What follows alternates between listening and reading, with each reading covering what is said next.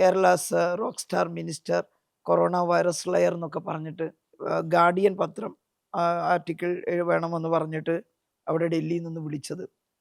എന്നോട് പറഞ്ഞു Laura സ്പിന്നി interview ചെയ്യും, ഓൺലൈനാണ്. എനിക്ക് ലോറ സ്പിന്നി അത്ര പരിചയമൊന്നുമില്ല. ഞാൻ കുറച്ചൊക്കെ വായിക്കാറുണ്ട്, പക്ഷേ ലോറ സ്പിന്നിയെക്കുറിച്ച് ഞാൻ വായിച്ചിട്ടില്ല.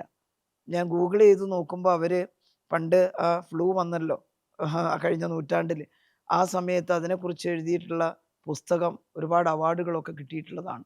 അവർ എഴുത്തുകാരിയാണ്, അറിയപ്പെടുന്ന ജേർണലിസ്റ്റാണ്. അപ്പോൾ ഞാൻ പറഞ്ഞു ആയിക്കോട്ടെ ചെയ്യാമെന്ന് പറഞ്ഞു. അങ്ങനെ ഓൺലൈനിൽ ഒരു ഇൻ്റർവ്യൂ തരപ്പെടുത്തി ലോറ സ്പിന്നി ഇൻ്റർവ്യൂ ചെയ്തു. ഞാൻ എനിക്കറിയാവുന്ന രീതിയിൽ ഇവിടെ നടക്കുന്ന കാര്യങ്ങളെല്ലാം അവർ ചോദിച്ചതിന് മറുപടി പറഞ്ഞു. നമ്മൾ ചെയ്യുന്ന കാര്യങ്ങളല്ലേ പറയുന്നത്. അവരെ അത് വല്ലാതെ ആവേശം കൊള്ളിച്ചു. നമ്മുടെ കണ്ടെയ്ൻമെൻറ്റും നമ്മുടെ first line treatment Covid treatment centre, second line Covid treatment centre, താഴെ ഡൊമിസൈൽ കെയർ സെൻറ്റർ, പഞ്ചായത്തുകളുടെ ഇടപെടൽ, ഇതെല്ലാം അവർ വളരെ താല്പര്യത്തോടു കൂടി കേട്ടു. അവരൊരു ഉഗ്രൻ ആർട്ടിക്കിൾ എഴുതി.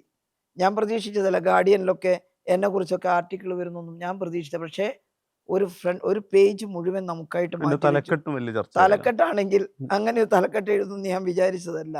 Kerala's rock star minister corona virus layer എന്നൊക്കെ പറഞ്ഞിട്ട് നല്ല റിസൾട്ട് ആയിരുന്നല്ലോ ഇവിടെ.